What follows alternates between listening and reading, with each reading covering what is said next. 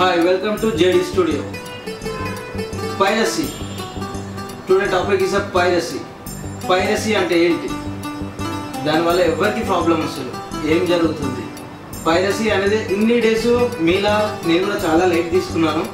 చాలా సింపుల్ విషయం అనుకున్నాను పైరసీ అనేది. ఏదో మూవీ రిలీజ్ కానీ రావడం, వేసుకోవడం, చూడడం, ఇంటర్నెట్లో సిడీలో ఇలా చూడడం, ఎంజాయ్ చేయడం. నేను కూడా ఇలాగే ఎక్స్పెక్ట్ చేశాను పైరసీ అంటే. సో పైరసీ గురించి మాట్లాడే ముందు మనం ఒక తెలుగు మూవీని తీసుకుందాం. బాహుబలి. ఒక గొప్ప డైరెక్టర్ రాజమౌళి గారు, ఒక గొప్ప కెమెరామెన్ సెంథిల్ గారు, ఒక గొప్ప మ్యూజిక్ డైరెక్టర్ కీరవాణి గారు, ఒక గొప్ప రైటర్ విజేంద్ర ప్రసాద్ గారు, ఇలాంటి ఎంతోమంది గొప్ప హీరోస్, డైరెక్టర్స్, టెక్నీషియన్స్ వీళ్ళందరూ కలిసి 4 years హార్డ్ వర్క్, కొన్ని వేల మంది ఆర్టిస్టులు, కొన్ని వందల లొకేషన్స్, గ్రాఫిక్స్, ఇలా ఎన్నో వాల్యుబుల్ థింగ్స్తో అద్భుతంగా ప్రతి ఒక్కరు మై మర్చిపోయేలాగా తీసిన cinema Baahubali. 2 years of Telugu film industry కదా, ఆల్ ఓవర్ వరల్డ్ వెయిట్ చేస్తున్న పిక్చర్ బాహుబలి.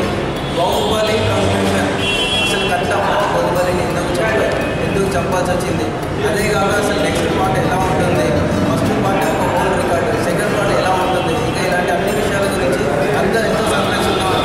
ఈ మిస్టరీ ఈ రోజుతో బయటికి వెళ్ళైపోయింది, ప్రజల మధ్యలోకి వచ్చేసింది.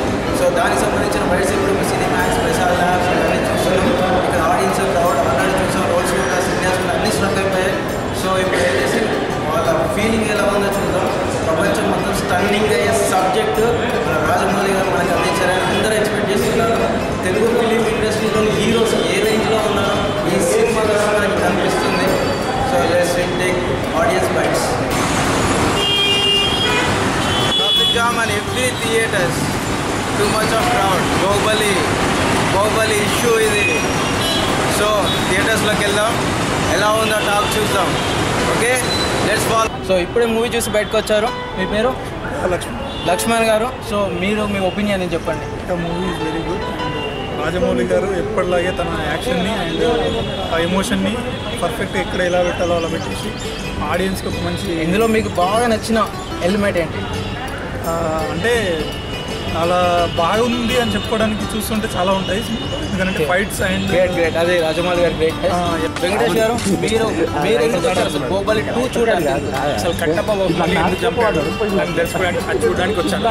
And first half second half చాలా వేరియేషన్ ఉంది అండ్ ఏమాత్రం తగ్గకుండా రాజమౌళి గారు అన్ని మెయింటైన్ చేశారు, చాలా బాగుంది. ఇక్కడ మరొకరు ఉన్నారు మన కోసం. సో మీ పేరు? ప్రవీణ్. బాహుబలి ఎందుకు వచ్చారు సార్? బాహుబలి మూవీ అంటే అసలు ఉద్యమం కోసం దేశం అంతా ఆలోచిస్తారు. తీవ్ర ఉద్యమం ఒక సినిమా కోసం 100 ఏళ్ల చరిత్రలో ఇదే ఫస్ట్ టైం. ఒక సినిమా కోసం దేశం మొత్తం ఎదురు చూడడం ఇదే ఫస్ట్ టైం. ఆ ఎదురు చూపుకు తగ్గట్టుగా మించి బాహుబలి ఉన్నది. ప్రతి ఫ్రేమ్ అద్భుతం. ఎవడన్నా నవ్వుతో నా భవిష్యత్తు అంటే వెండితేర అద్భుతం అంటారు, వాళ్ళన్నిటిని మించి ఉంది.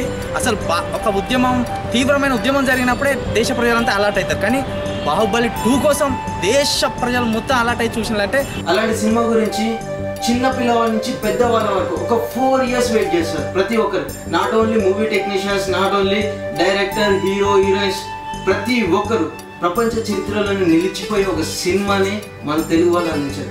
అలాంటి మూవీ గురించి చూడడానికి నేను కూడా వన్ ఆఫ్ ద ఆడియన్స్ వెళ్ళాను. Of course I'm big fan of Baahubali.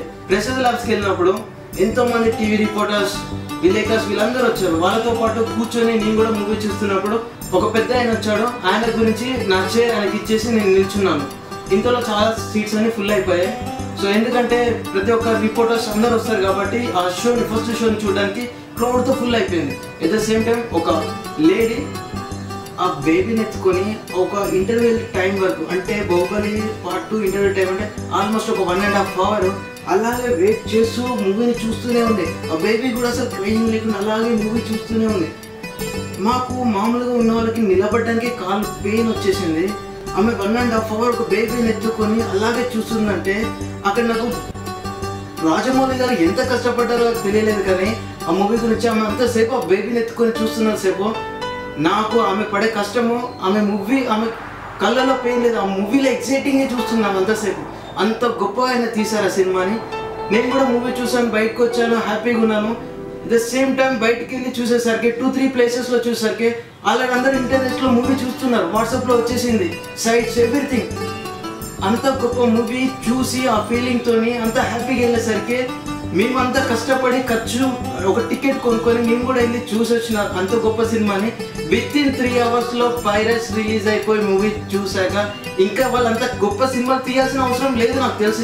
ఈ పైరట్స్ వల్ల అసలు ఎవరికి యూజ్ ఉందో తెలియదు కానీ ఎంతోమంది గొప్ప టెక్నీషియన్స్, గొప్ప వాళ్ళ కష్టమును, ఎంతోమంది ఆడియన్స్ మనోభావాలు చాలా దెబ్బతింటున్నాయి, చాలా అంటే చాలా దెబ్బతింటున్నాయి.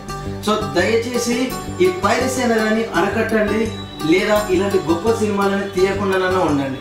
తీసి వేస్ట్, శ్రమ వేస్ట్, అన్నీ వేస్ట్ ఎందుకు? So please try to stop the piracy or don't do the movies or don't release the movies in theatres. Just take a final decision. Not only Telugu film industries, ప్రతి ఒక్క film ఇండస్ట్రీకి ఇది చాలా important. దీనిపైన అతి తొందరలో మీరు చర్య తీసుకోకపోతే ఎంతోమంది ప్రొడ్యూసర్స్కి లైఫ్ అనేది ఉండదు.